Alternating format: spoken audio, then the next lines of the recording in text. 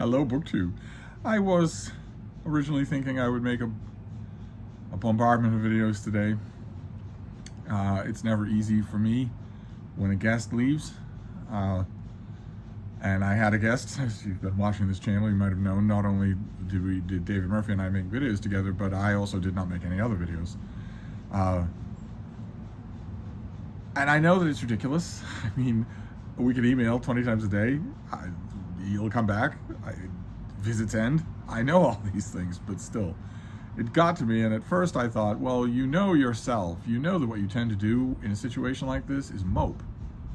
You tend to just lose a whole day, just wandering around. And I did a little of that this morning.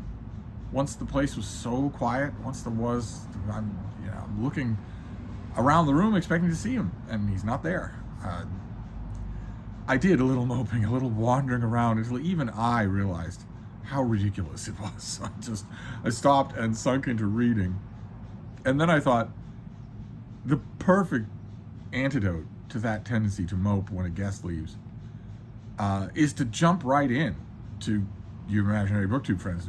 Go and make videos, not just one video, but many videos. But I don't think I'm going to be able to do that. I think that's going to have to wait until tomorrow. But I do want to make one video anyway I don't know, get back in the swing of things. It's not any of the ongoing stuff that I have to do. It's just another BookTube reading event that I just saw. I just saw Sarah at the Bookish Knitter announced it. It's the Retro Romance Readathon that I think Storm Reads invented.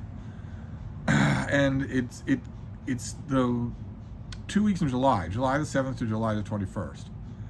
And its theme, it's where you read retro romances. And for the purposes of this readathon, that is anything older than 2020. Anything older than that, and you're fine. You're doing the retro romance readathon. You're not reading something brand new, in other words.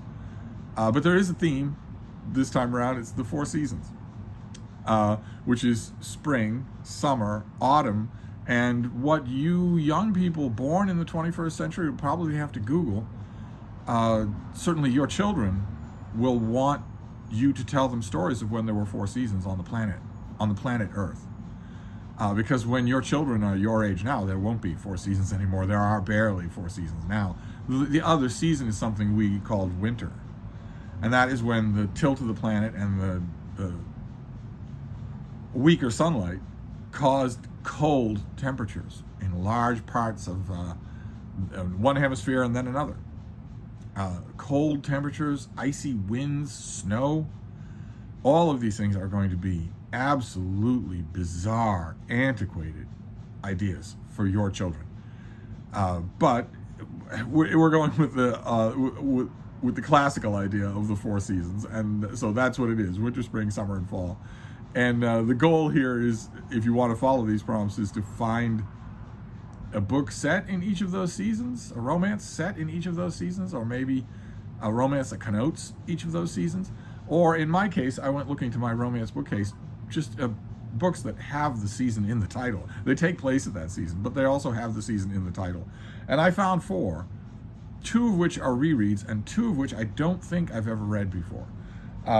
Like this one. This is by Ellen Fitzgerald. This is an old-fashioned Regency romance novel that I love. I love these things. They're not made anymore, but I love them so. All 4 of these are Regencies, but this is an old-fashioned kind. Ellen Fitzgerald wrote a lot of these, and I've read a lot of her, but I don't think I've read this one, Romany Summer,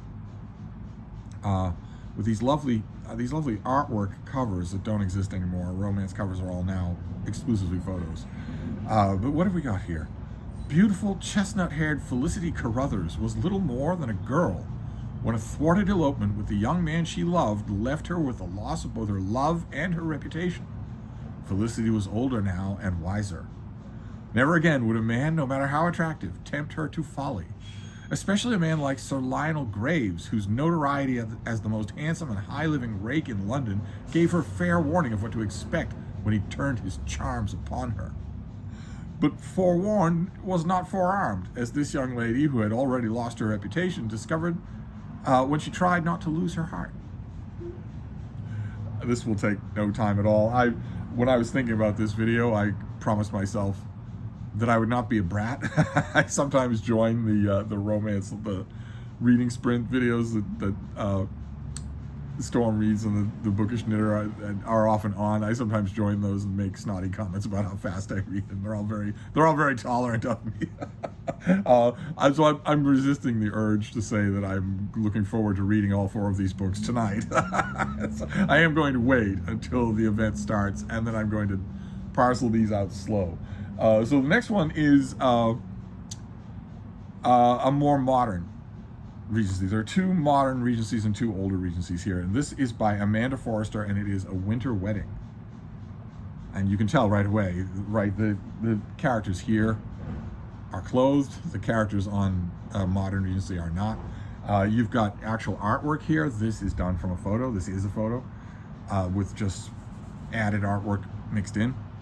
And this will be my winter pick. Slightly longer than the modern Regencies. Not only are more sexually explicit and have these more lush, opulent covers, but they are also longer. So what have we got this time?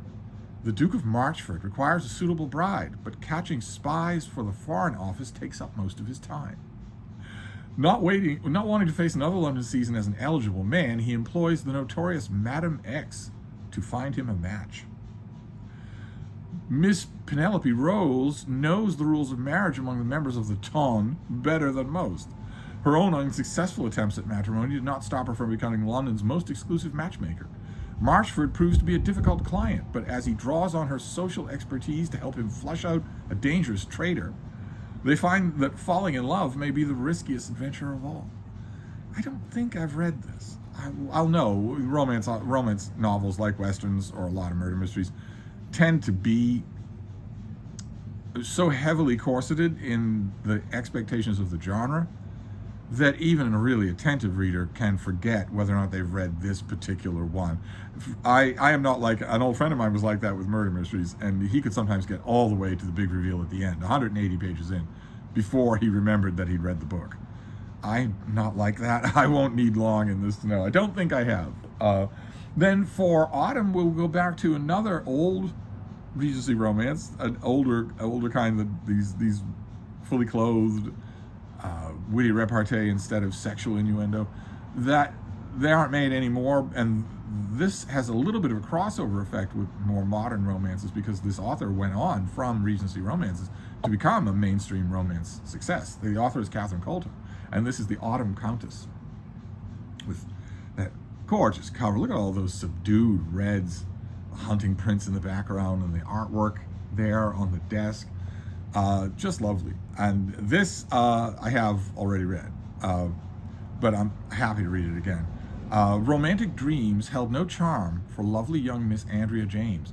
What Andrea wanted in a husband was the elegant, elderly Earl of Devbridge, and the safety he promised from the world of base behavior that Andrea's rakish father had made her loathe. And in this book, that is done really well.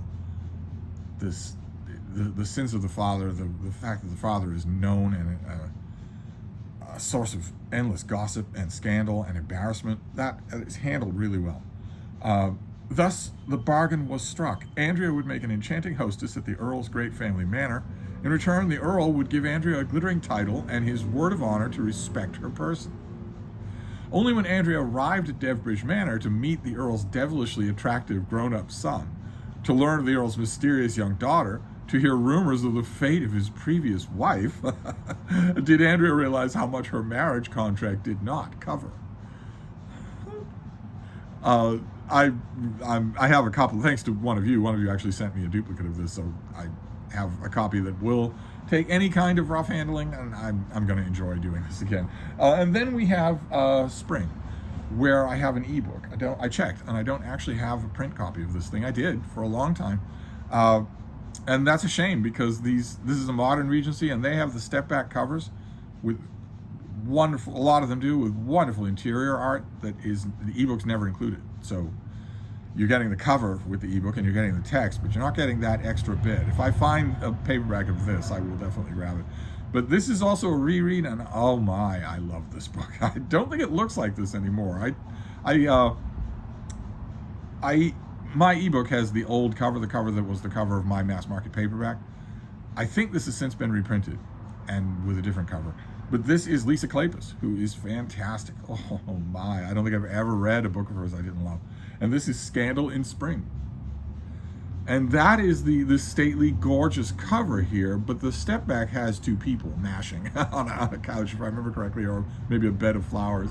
But this is, she did a series about a group of young women, each of whom wants to marry. That's a very popular gimmick in romance novels, in modern romance novels, is you have a story to tell. Here you have a story to tell, but you also have side characters, and your readers know that every one of those side characters is going to get a love story of their own. I've seen this done so many times, and it has a welcoming atmosphere to it, very much so. And this is the last, I think, of those books, of that quartet of books, those four wallflowers who want to marry. And there are a couple of really interesting things about this book. I love how it's done. I mean, there's a romantic payoff in the climax that takes place in this building, but there's also an emotional payoff, a lot like The Autumn Countess. There are emotional payoffs in this book that I didn't expect, and that I thought were really well done. And a couple of the interesting elements of this book is that the last of the wallflowers, the last of that group of young women, those friends, is an American. She's not English, and the man that quickly becomes the object of their, sparring will they, won't they relationship, is a businessman. He's not a member of the landed gentry. And both of those things are rare. I mean, American heiresses are more common in Regency romances, but for neither character to be really rolling in landed aristocracy, that is rare. Especially for the man, for the hero of the book, to not have any claim to it. I haven't read this in quite some time, probably, I don't know, 6 years, 7 years, something like that. I kind of wish I still had my paperback, but I'll take it. I'll take the ebook, definitely. So there you go. Winter, spring, summer, and fall for the Retro Romance Readathon coming up in July. I just thought we're a long way off. We'll talk about these things closer to the time and maybe add other titles to my list, since these aren't going to take me very long. But I wanted to announce it, let any of you know who maybe might want to participate. I don't know that I have much crossover with romance readers on this channel, and that's a shame, but as I am fond of saying, your literary snobbery is not my problem. but I thought I'd make the announcement video anyway, not only because I want to signal to everybody involved in the event that I'm right there. I love the sound of it, but also to make a video. Today. It doesn't feel at all natural. All I want to do is mope, but I've got the bean to keep me company, and I can't mope. I don't. It's totally wrong to do. I love making videos. So, and guests leave. They do. The ones that are trial, the ones where you're secretly counting the minutes until they're gone, they leave. But also the good kind too, the kind where, well, I thought I would just get back in the swing of things. So now I've made this video. Also, there are a couple of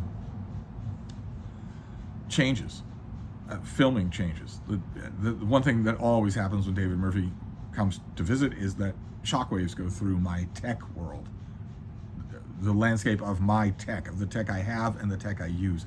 Always shockwaves go through that, because he's extremely tech handy, and all sorts of ideas and cross ideas keep coming up. So this is a different filming angle. It's a different filming equipment, different filming apparatus, different filming and uploading process. Be interested to see how it all works. But there you go. That is a video to keep my hand in. And also the Retro Romance Readathon this summer. This is by the dog days of July. You might be wanting a nice light romance to make you cool off. But anyway, I'm going to wrap this up. I don't think I'm going to do any other videos today, and I also don't think I'm going to do a live stream. A friend of mine who does YouTube for a living emailed me this morning and said, is your guest still there? And I said, no, he left. And my friend said, oh, so you're going to be pretty bad. You're going to be in a state all day, aren't you? And I said, oh, don't make fun. It's hard enough as it is. And he said, you should do a live stream. Live streams always make you feel better. And he's right, they do, but I don't think I'm going to do that. I don't think I'm going to do anything else. I think I'm just going to write and talk with Rita. So I will, and I'll deal with the drama of the blowing curtain in another video. This is a test case, but also just to sing the praises of a really fun event in July. So I'll wrap this up for now, and I will see you all tomorrow.